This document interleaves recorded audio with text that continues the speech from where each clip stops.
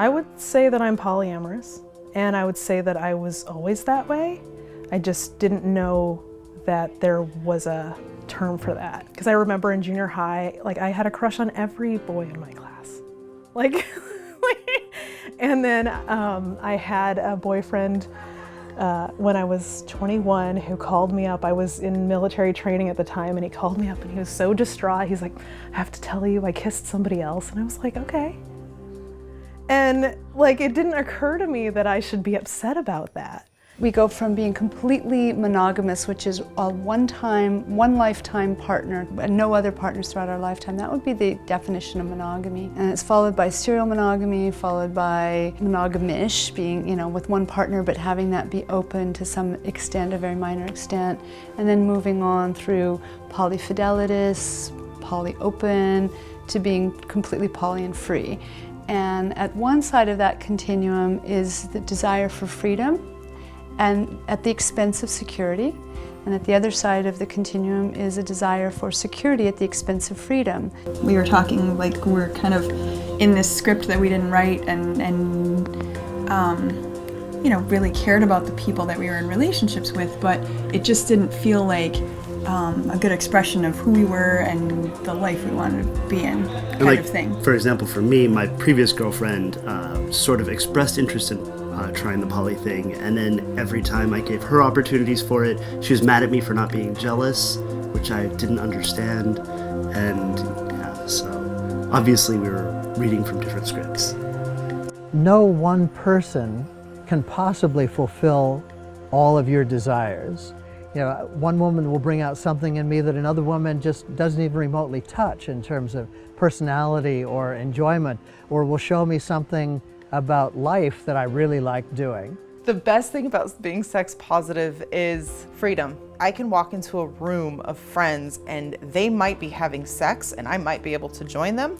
I might be able to sit down and watch. We might be starting out with a lovely meal out and we might go have sex later.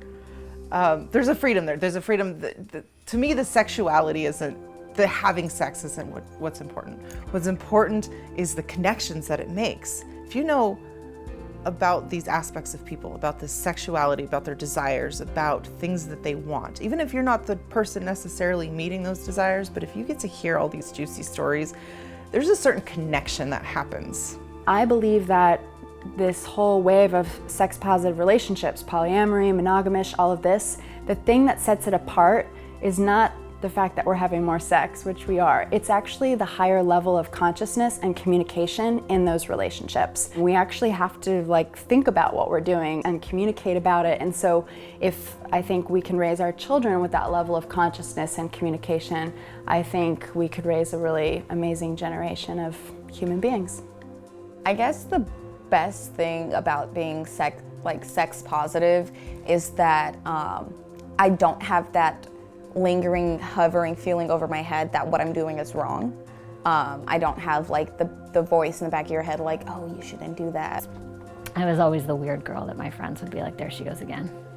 Sex, asking people about sex, wanting to talk about having sex myself, and it's just great. I just walk in and I feel completely at ease, and it's probably one of the most respectful, compassionate communities. It is the most respectful, compassionate community I've ever been part of.